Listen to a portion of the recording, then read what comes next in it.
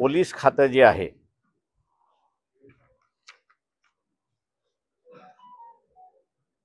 हे आता बदमाशांचं खातं व्हायला लागले अशी असणारी परिस्थिती आहे.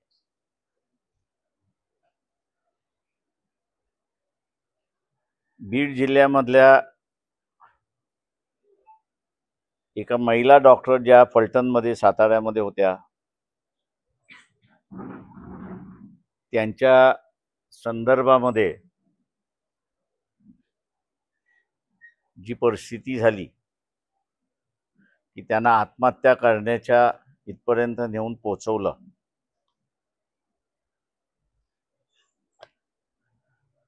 मुख्यमंत्र्यांनी ज्या पद्धतीने सोमनाथ सूर्यवंशी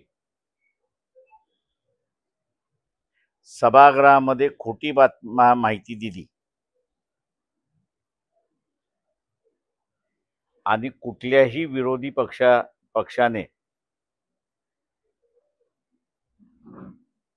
मुख्यमंत्र्याच्या विरोधात हक्कभंगाचा ठराव सभागृहामध्ये आणला नाही.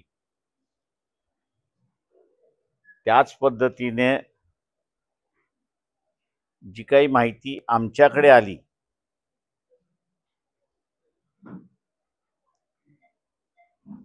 त्या माहितीच्या जोरावरती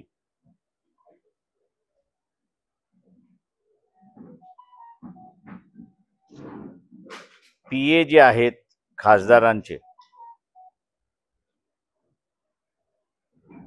त्यांनी दबाव टाकला होता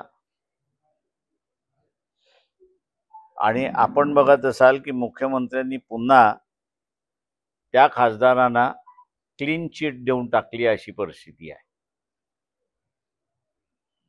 तेव्हा मुख्यमंत्र्यांनी खुलासा केला पाहिजे